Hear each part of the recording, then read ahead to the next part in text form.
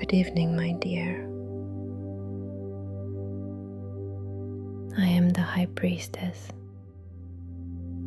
the second card of the Major Arcana, the keeper of what is not spoken, the guardian of what is known without being told.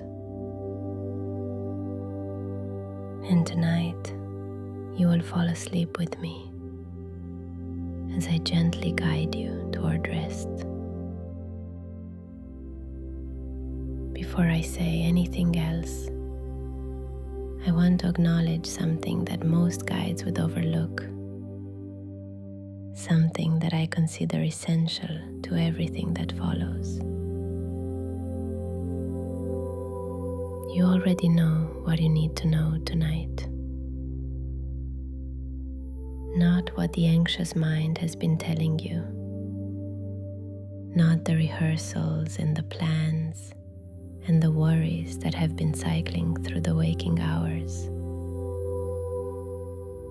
but the deeper knowing, the quieter knowing, the knowing that does not come in words, but in a felt sense,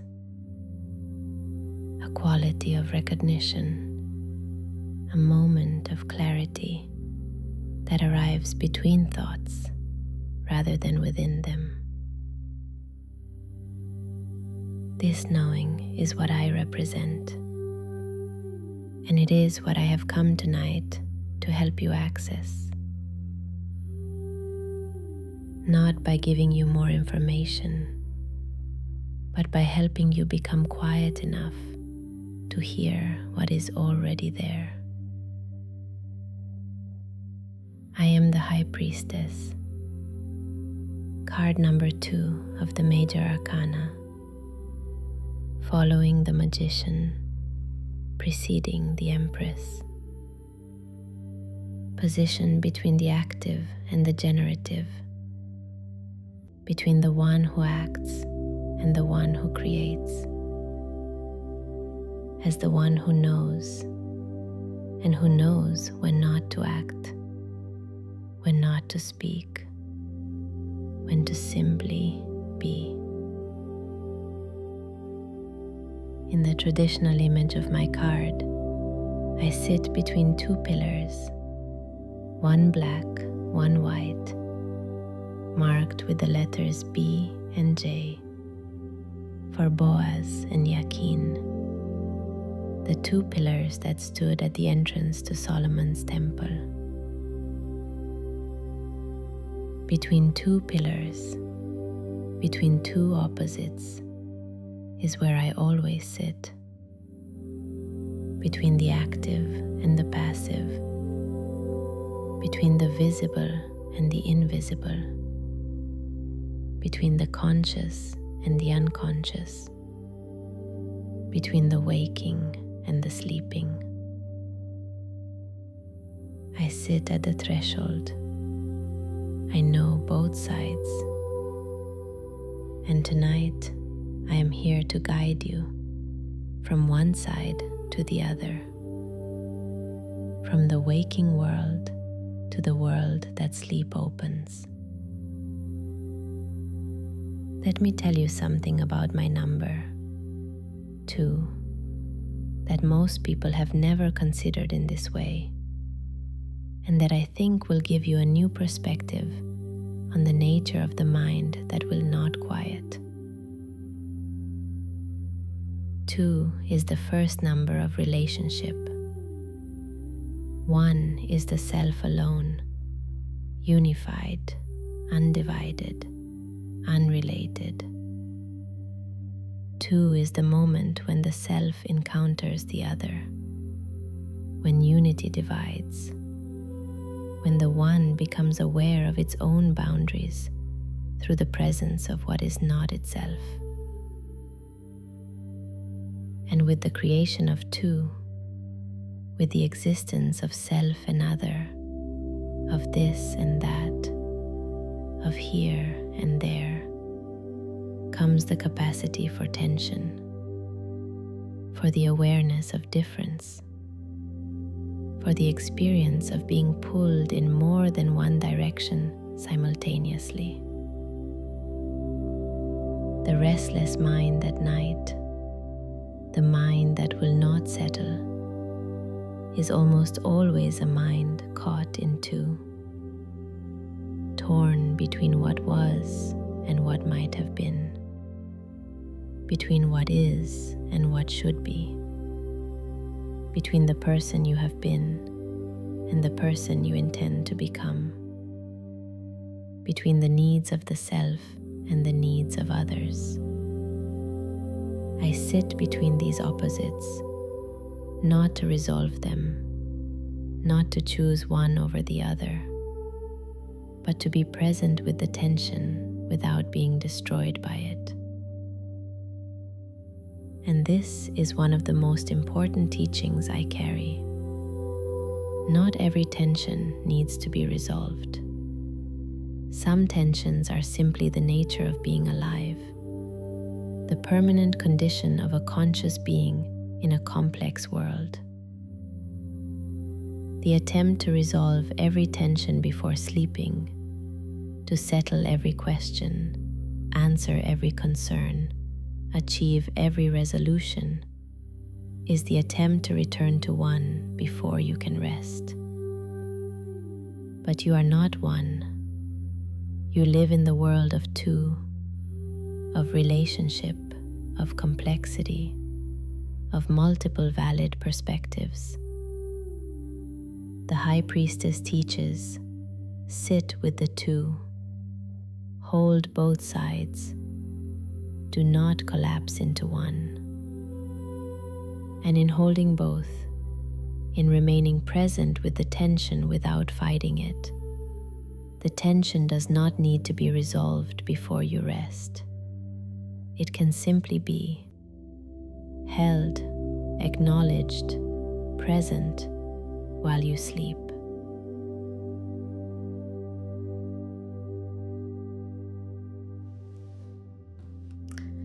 I want to tell you now about the scroll I carry, the Torah or sacred text that is partially visible in my lap in almost every depiction of my card. Because what is partially hidden in that scroll contains a teaching about knowledge and rest that I consider essential. The scroll is partially visible, partially hidden. The word Torah, or in some decks, tarot, is visible at the top, but the rest is hidden in my robes. This is not accidental. The partially hidden scroll is one of my most deliberate symbols. It represents the nature of the knowledge I hold. Some of it can be spoken. Some of it can be written.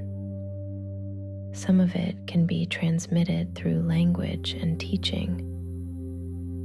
But the most important part, the part that is hidden in the folds of my robes, cannot be transmitted directly. It can only be experienced, only accessed through direct, personal, inner contact with what lies beneath the surface of ordinary knowing.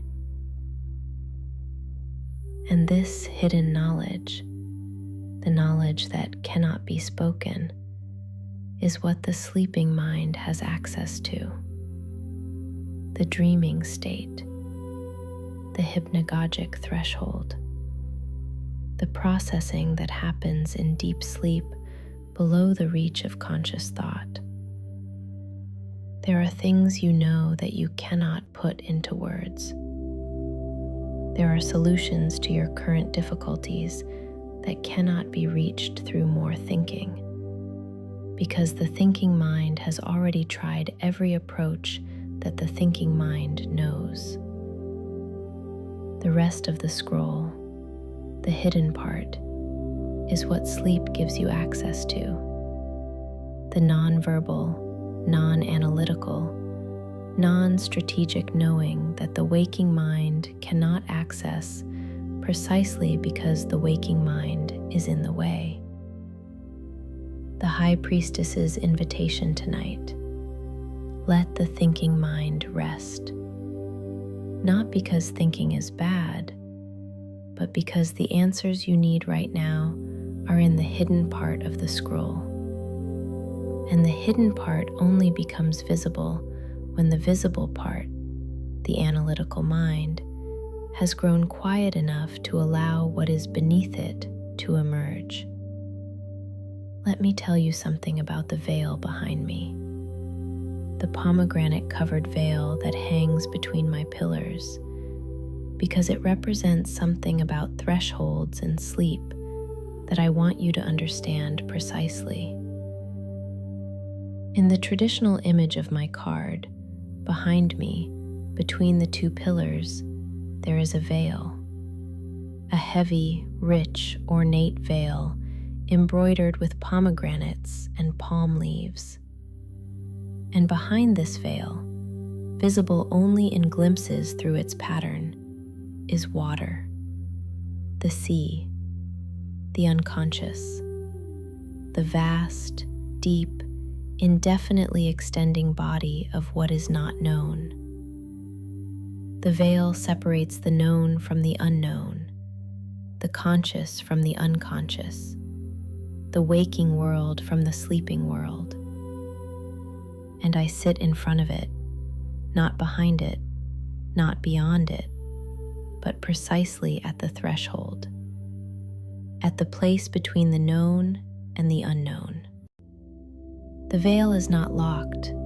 It is not an obstacle. It is a boundary, and a permeable one. Those who know how to pass through it, who have developed the capacity to move between the conscious and the unconscious without being overwhelmed by either, can access what lies behind it. Sleep is the most natural and complete way that human beings pass through this veil.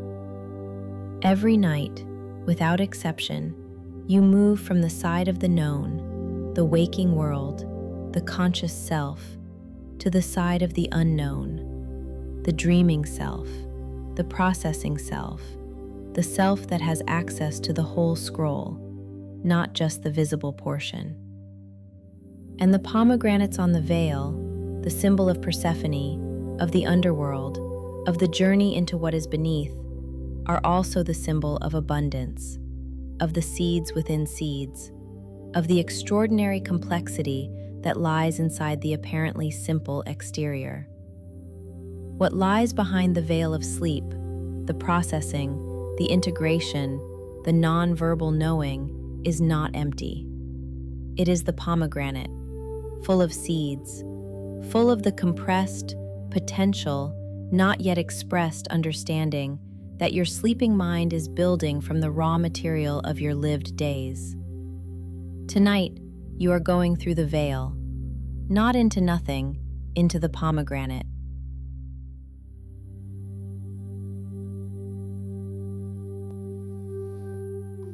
I want to share with you now something about the moon at my feet, because the crescent moon that I wear or that rests beneath me in various depictions of my card is one of the most significant symbols I carry.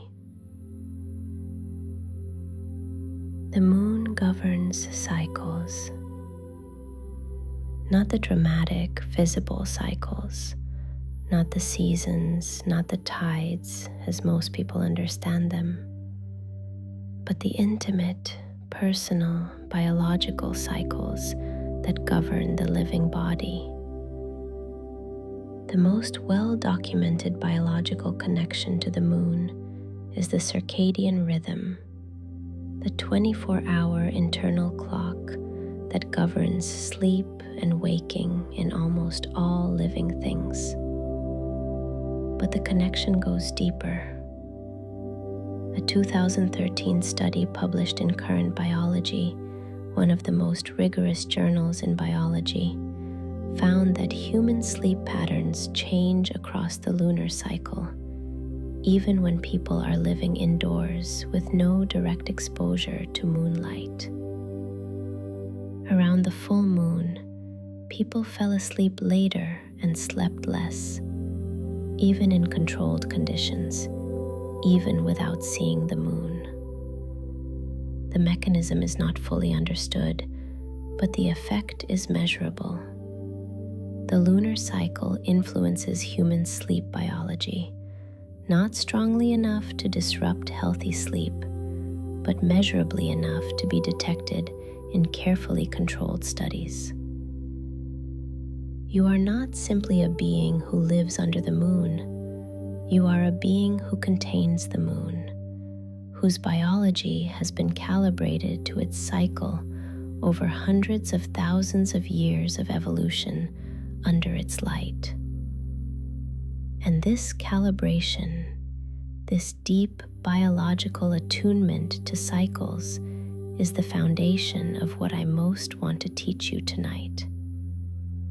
You are a cyclical being, not a linear machine that should perform at constant capacity, regardless of the time of day or month or year, but a deeply rhythmic creature, waxing and waning, building and releasing, expanding and contracting, in rhythms that are as natural as the moon's. The exhaustion you feel tonight, the specific quality of tiredness that brought you here to this moment of lying down, is not a malfunction. It is the waning, the natural, appropriate, completely right contraction of the cycle. And as surely as the waning is followed by the new moon, as surely as every contraction is followed by expansion, the rest you take tonight will be followed by renewal. You are in the right phase. The moon confirms it. Here is something about the history of the High Priestess card, about where I actually came from in the tradition of the tarot, that most people have never been told, and that I think will give you a completely new understanding of what I represent. In the earliest surviving tarot decks, the Visconti Sforza decks created in 15th century Milan, the figure who would later become the High Priestess was called La Papessa, the female pope. She was depicted wearing the papal tiara, the three-crowned headdress of the pope, seated on a throne holding a book. A female pope. At a time when the idea of a female pope was not only impossible, but actively heretical. Who was she? Several theories exist. The most compelling is that she represents Sister Manfreda, a 13th century nun of the Guglielmite sect, who was elected pope by her community, who believed that the Holy Spirit was embodied in female form, and who was burned at the stake as a heretic. The patron of the Visconti family, who commissioned the earliest surviving tarot decks, was a member of the Guglielmite sect, and it is believed that La Papessa was included in the deck as a kind of hidden tribute, a covert acknowledgement of a lineage of female spiritual authority that had been suppressed. A hidden acknowledgement, a knowing that could not be spoken aloud, a truth held in reserve, visible only to those who knew how to look. This is me, this of what I have always been, the holder of what cannot be said directly, the keeper of the knowing that the official story excludes. And the teaching embedded in this history: there are things you know that the official story of your life has not validated. Intuitions dismissed as irrational, feelings dismissed as sentimental, quiet knowings that did not fit the framework of what was supposed to be important.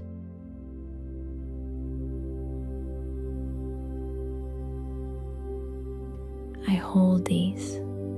I have always held these: the suppressed knowing, the unvalidated intuition, the wisdom that does not fit the framework. And tonight, in the quiet, in the threshold state that sleep offers, you have access to them. Let them be present, not to act on them tonight, just to let them be present, to acknowledge that they are real, that they are yours, that they have been waiting. I want to speak now about intuition, about the specific nature of what intuition actually is, because it has been misunderstood in ways that have made it seem less reliable than it actually is. Intuition is not magic. It is not the supernatural access to hidden truths. It is not infallible. It is pattern recognition. The brain processes an extraordinary amount of information, far more than conscious awareness can hold. The visual system alone processes approximately 11 million bits of information per second. Conscious awareness handles approximately 40 to 50 bits per second. The other approximately 10,999,950 bits are processed below the level of conscious awareness, in the systems of the brain that operate beneath the surface of deliberate thought. And when the pattern matching systems, the vast, unconscious parallel processing networks, detect a pattern that is relevant to your current situation, they surface this detection into consciousness not as a logical argument, but as a feeling, a sense that something is right or that something is wrong, a recognition without a reason, a knowing without a root. This is intuition, the output of a vastly powerful processing system that has access to information your conscious mind does not have, because your conscious mind can only hold about 50 bits at a time, while your unconscious mind is holding 10 million. And sleep is when the processing reaches its greatest depth, when the unconscious pattern-matching systems, freed from the demands of conscious direction, can process the full range of what has been experienced, connect the dots that the exhausted conscious mind could not connect, and surface the recognitions that the next morning will feel like insights that arrived from nowhere. They did not arrive from nowhere. They arrived from the 10 million bits, from the hidden scroll, from the processing that happens behind the veil. This is the High Priestess's gift to you tonight, the access to the full processing capacity, not the 50 bits, but the 10 million, through the depth of genuine sleep. Let me share something with you now about the relationship between silence and knowing, because I am, above all things, a figure of sacred silence, and the relationship between silence and knowledge is one of the most misunderstood things in your culture. Your culture treats silence as absence, the absence of sound, the absence of words, the absence of information. Silence in the culture's understanding is empty, the nothing between the somethings. But this is precisely backwards. Silence is not the absence of information. It is the condition for receiving information that cannot be received through noise. Consider what happens when you step into a forest, a genuinely quiet forest, not the managed parks of the city, but the deep, layered, complex silence of old growth. In that silence, you do not experience absence. You experience an extraordinary fullness, the rustling of leaves as information, the quality of the air as information, the specific sound of water as information, information that is only available because the noise that would mask it has stopped.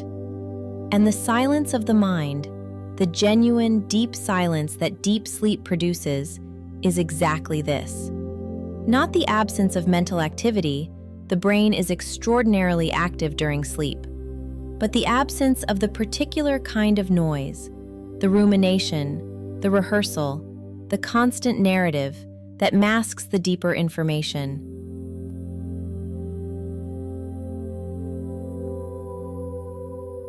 the morning clarity, the quality of knowing that arrives in the early waking hours after genuinely deep sleep, is the forest quiet, the signal revealed by the cessation of the noise, the information that was always there, but that the noise was covering. I am the keeper of this silence, not the advocate of noise reduction techniques, not the instruction to breathe or visualize or count, but the invitation to simply stop generating noise long enough for the signal to be heard. Let the thoughts complete their sentences. Let them arrive and leave without being extended or responded to. Let the noise wind down the way a conversation ends, not with suppression, but with natural completion. And in the quiet that follows, the scroll reveals its hidden portion.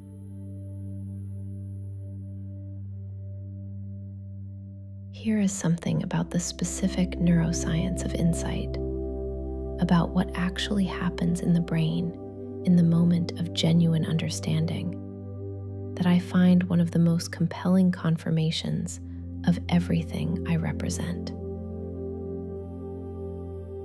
When insight occurs, when the sudden understanding arrives, when the answer that was not there is suddenly there, brain imaging studies show a very specific pattern. Approximately 300 milliseconds before the moment of insight, before the person is even consciously aware that insight is coming, there is a burst of high-frequency gamma wave activity in the right anterior temporal lobe. A specific burst in a specific location, preceding conscious awareness by 1/3 of a second. And immediately before this burst, in the second or two before the insight, there is often a quiet period, a reduction in visual processing, a moment of eyes going slightly unfocused or closing, as though the brain is reducing external input to create the conditions for internal signal to emerge. The insight requires the quiet, not the emptiness of sleep, but the momentary reduction of external processing that allows the internal integration to complete and surface into consciousness. And sleep, deep sleep, is this quiet extended over hours, hours in which external processing is minimized, hours in which the integration that individual moments of quiet initiate can be completed at the deepest level. The morning's insights are the night's completed integrations. Sleep is insight at scale, the High Priestess's most complete work.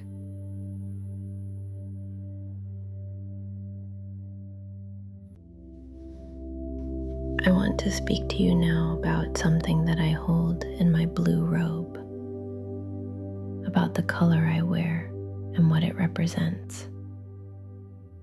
Because the specific blue of my robes contains a teaching about depth and rest that I have found endlessly relevant. The blue I wear is the blue of deep water, not the light blue of shallow water, which is visible and safe and easily navigated. The deep blue, the blue of the ocean at depth, where the light from the surface is barely present, where the pressure is enormous, where the strange and extraordinary creatures live that have never seen sunlight. This deep blue is the color of the unconscious, of the part of the mind that is below the reach of ordinary conscious exploration. Not threatening, but enormous and largely unexplored.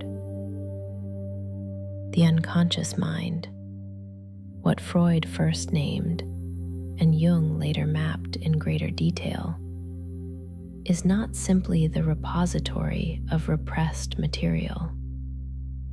It is the vast majority of mental processing, the home of the 10 million bits, the place where pattern recognition happens, the source of dreams, the ground from which creativity emerges.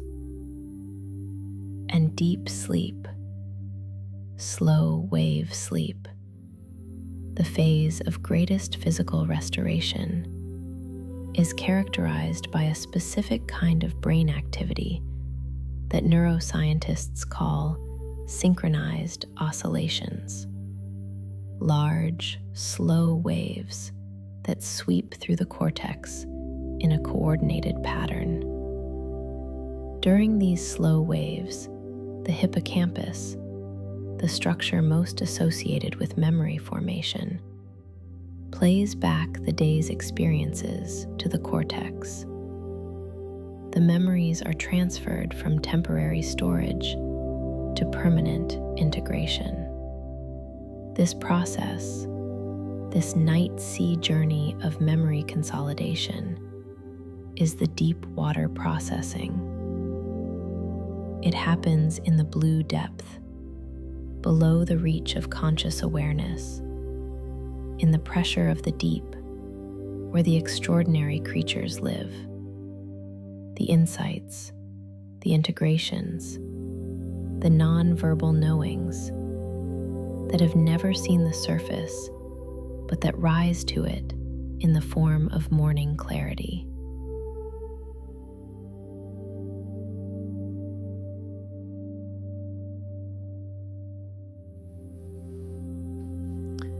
Tonight, you are going into the blue, not into emptiness, into the most sophisticated processing environment your brain is capable of creating, into the High Priestess's domain, the depth from which the most important knowing comes. I want to offer you now something about the relationship between what I know and what I choose not to say. Because the choosing not to say is perhaps the most important of my practices, and it contains a teaching about life that I consider among the most valuable I carry. I hold the scroll partially hidden, not because I am withholding, but because I understand something that is very difficult for your culture to accept. That not all knowledge should be spoken, and not all truth should be shared immediately.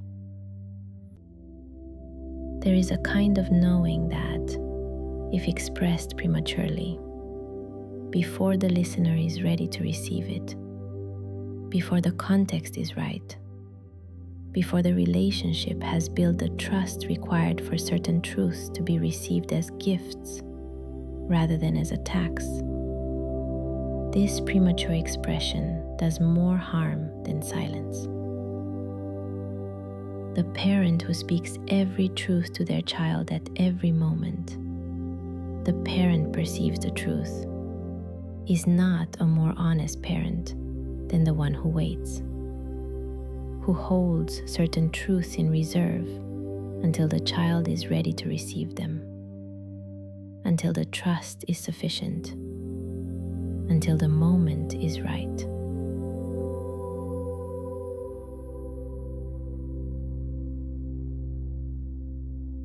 And the person who speaks every thought as it arises, who processes every feeling out loud, who shares every observation regardless of timing, is not more authentic than the one who holds things in reserve. They are simply less selective. And selectivity, the choosing of what to speak and when, is a form of wisdom that the untrained mind often mistakes for suppression. The High Priestess knows the difference between holding and suppressing. Suppression is the refusal to acknowledge what is known, the pretense that the knowledge does not exist, the active burying of what is true. Holding is the conscious maintenance of knowledge in reserve, fully acknowledged, fully present, but not yet expressed because the time is not right. And tonight, in the specific context of trying to rest, the practice of holding rather than suppressing is essential. The thoughts that arise at midnight, the concerns, the unfinished business, the things that feel urgent, do not need to be suppressed. They do not need to be denied or fought or pushed away. They only need to be held. Acknowledged, yes, I know this is here. Held in reserve, but not now, not tonight. Given their proper time, which is not this time. The scroll is not empty. It will be there in the morning. The partially hidden portion will remain for tomorrow. And tomorrow, from the clarity of a rested mind, you will be better equipped to read it. Let me share with you something about the water behind my veil, about the specific symbolism of the sea as unconscious, that connects directly to the science of sleep in a way that I find remarkable. The symbol of the sea as the unconscious, as the vast, deep, incompletely mapped domain of what is below conscious awareness, was not invented by Jung or Freud, though they developed it most systematically. It appears across ancient mythologies, the waters of chaos before creation, the primordial ocean from which life emerged, the underworld rivers that the dead must cross.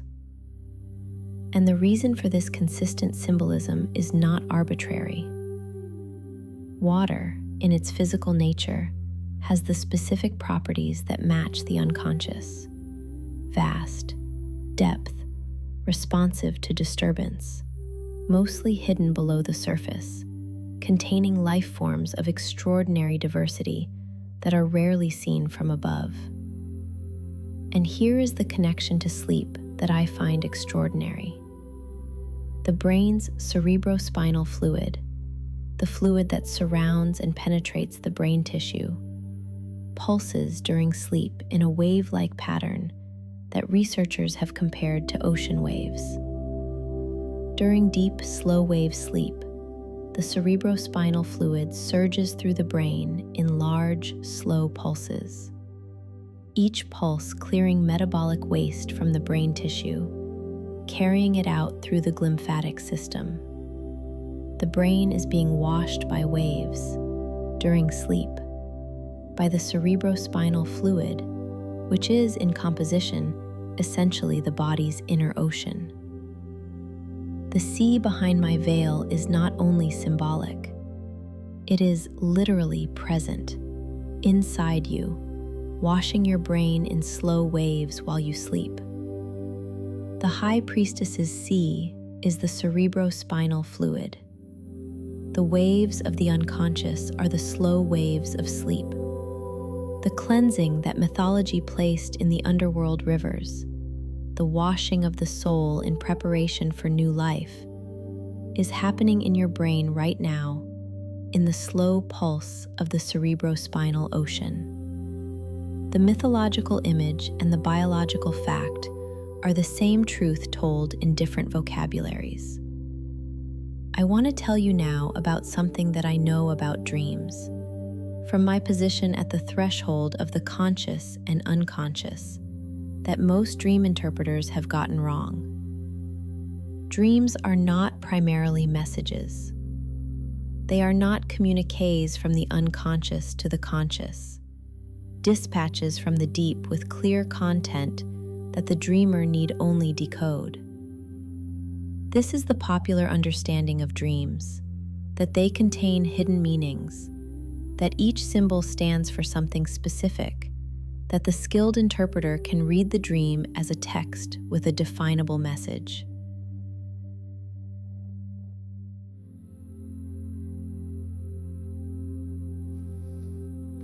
But this is not what dreams actually are. Dreams are the visible surface of a much larger process of memory consolidation, emotional processing, and neural reorganization that is happening in the brain during REM sleep. What you see in a dream, the strange narrative, the unexpected images, the combinations of people and places and situations that could not exist in waking life, is not a message. It is the experiential byproduct of the brain doing its work. The brain, during REM sleep, is activating memories, drawing them out of storage, connecting them to other memories, testing the connections, deciding what to strengthen and what to release. And the dreaming mind, the experience of being in the dream, is the first-person experience of this process of activation and connection. The strange dream is not a strange message. It is a completely coherent process that appears strange because the rules of the dreaming brain, the logic of connection and association, are different from the rules of waking cognition. And the teaching embedded in this: do not try to control your dreams. Do not try to remember them as assignments. Do not lie awake trying to figure out what they meant. The value of the dream is in the process it represents, not in the specific imagery it produces. The dream is evidence that the work is happening, that the waves are washing, that the scroll is being read in full. This is enough. You do not need to decode it. You only need to allow it. Here is something about the specific historical figures who have been associated with the High Priestess, the real women whose wisdom and authority inspired this archetype. Because understanding where I came from illuminates something important about the kind of knowing I represent. The earliest clear influence is the figure of Isis, the Egyptian goddess of magic and healing, of the moon and of secrets, who gathered the scattered pieces of Osiris and restored what had been fragmented to wholeness. The restoration of wholeness from fragmentation, this is one of the most essential descriptions of what sleep does. The day fragments. It scatters attention across dozens of contexts, demands that the self be many different things to many different people, creates the specific kind of coherent disintegration that we call a full, productive day. And sleep restores wholeness. The scattered pieces of the day's self are gathered during sleep. The fragments of identity are reintegrated. The coherent self, the one that wakes in the morning with a continuous sense of being the same person who went to sleep, is reassembled during the night. This is the Isis function of sleep, the gathering of what was scattered, the restoration of the fragmented to wholeness. And this is why, when sleep is chronically disrupted, the sense of coherent selfhood begins to fragment. People speak of not feeling like themselves, of losing track of who they are, of the disconnection between their daytime performance and their inner experience. Sleep is what holds you together, not metaphorically, neurologically. The consolidation of the self that happens during sleep is the literal maintenance of the neural network that constitutes the experience of being you. Tonight, Isis gathers you.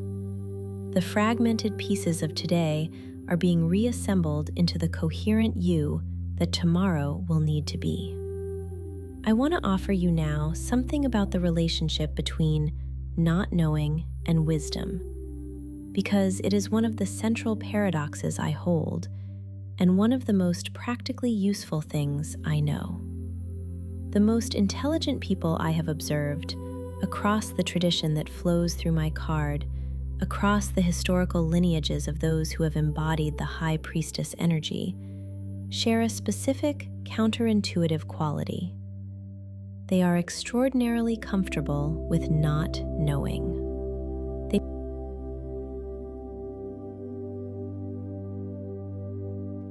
Not the false humility of someone who pretends ignorance while secretly believing they know, but the genuine, settled, non-anxious recognition that most things are not known, and that the not knowing is not a failure of intelligence, but the accurate perception of reality. The Socratic tradition, the tradition of Socrates, who is said to have been the wisest person in Athens because he knew that he knew nothing, is the High Priestess tradition. The genuine wisdom that recognizes its own limits. The intelligence that does not confuse what it knows with what there is to know.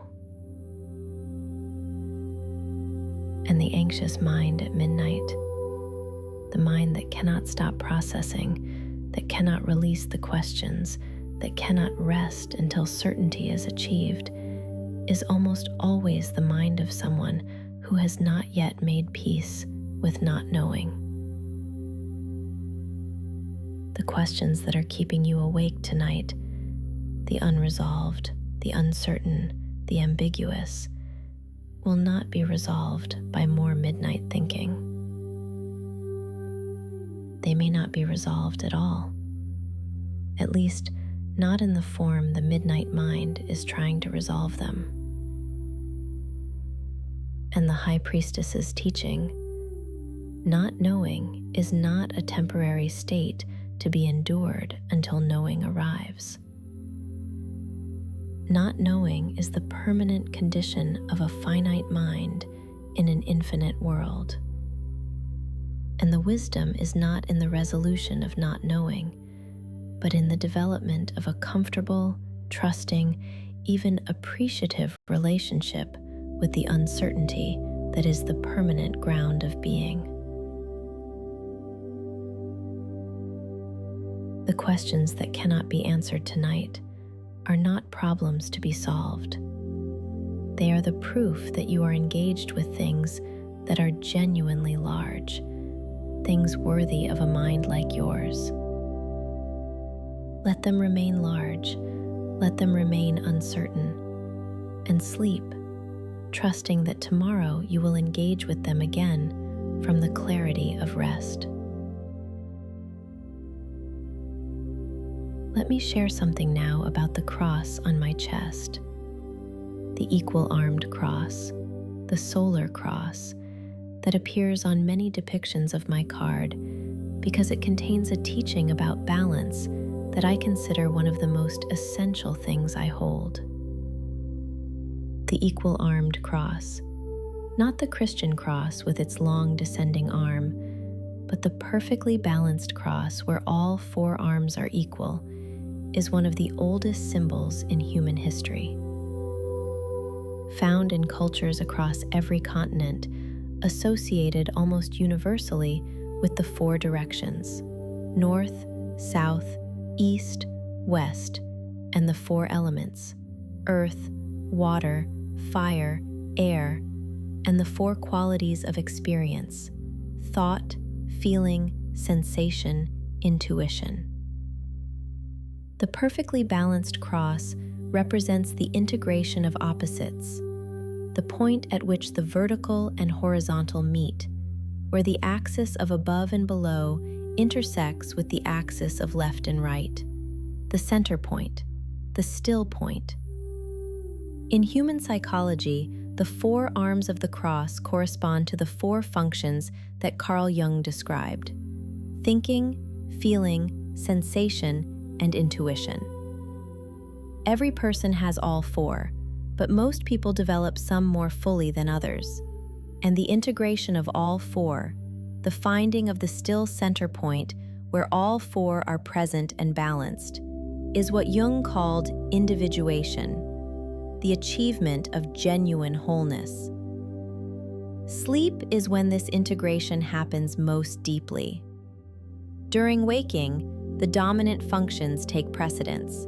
The thinker thinks, the feeler feels, the sensation type processes physical experience. The intuitive follows patterns, each in their own way. But during sleep, particularly during the non-linear, non-hierarchical processing of the dreaming brain, all 4 functions process simultaneously. The dream is never only thought, only feeling, only sensation, only intuition. It is all 4 intertwined. And in this intertwining, in this overnight experience of all 4 functions in fluid, non-hierarchical relationship, the integration proceeds. The cross becomes more balanced. The center becomes more accessible.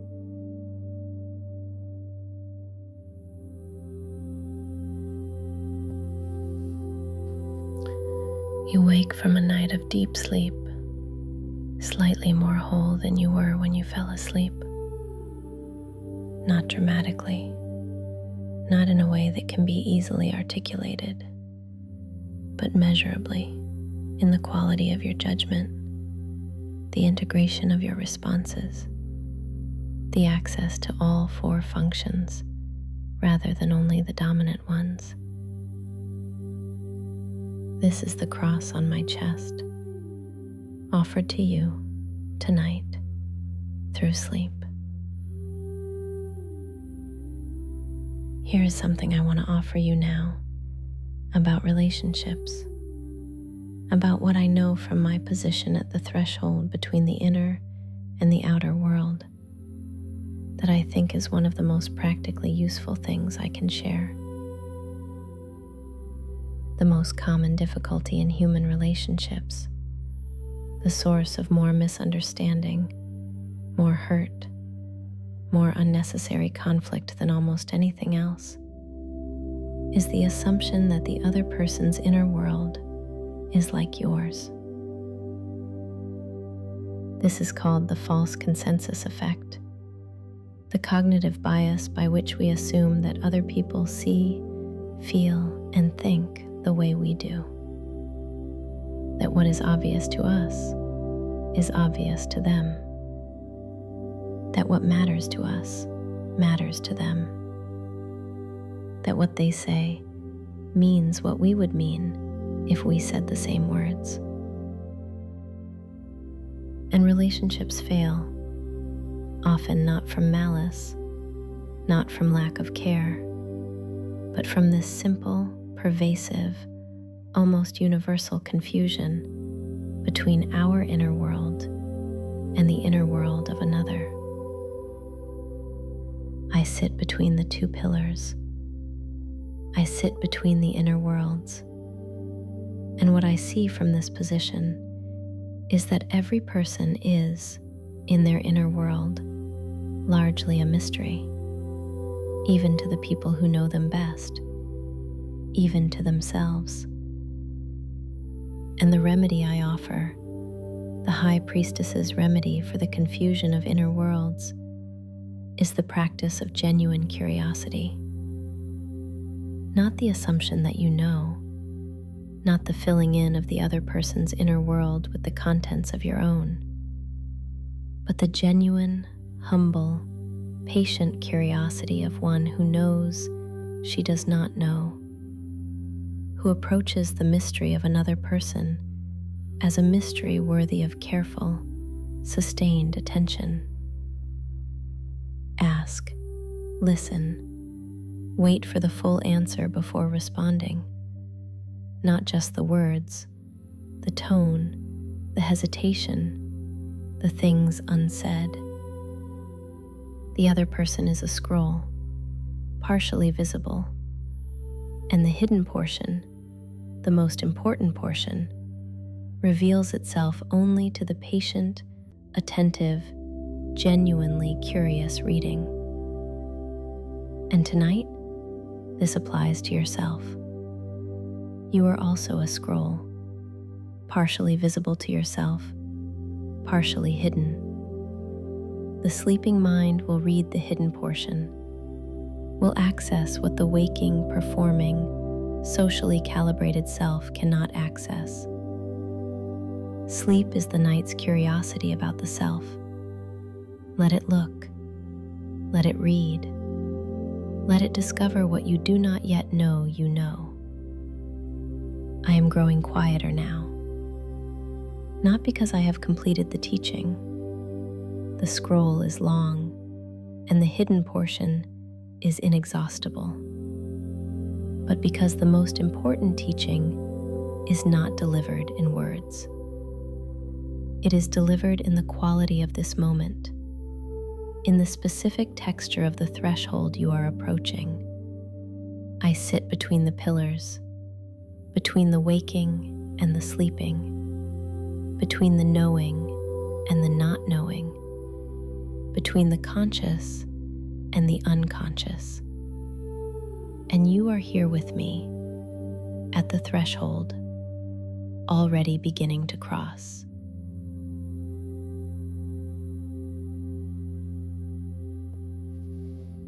Thoughts are becoming less sequential, less logically connected, more associative, more like the hidden portion of the scroll, non-linear, non-hierarchical, connecting things that the waking mind would not have thought to connect.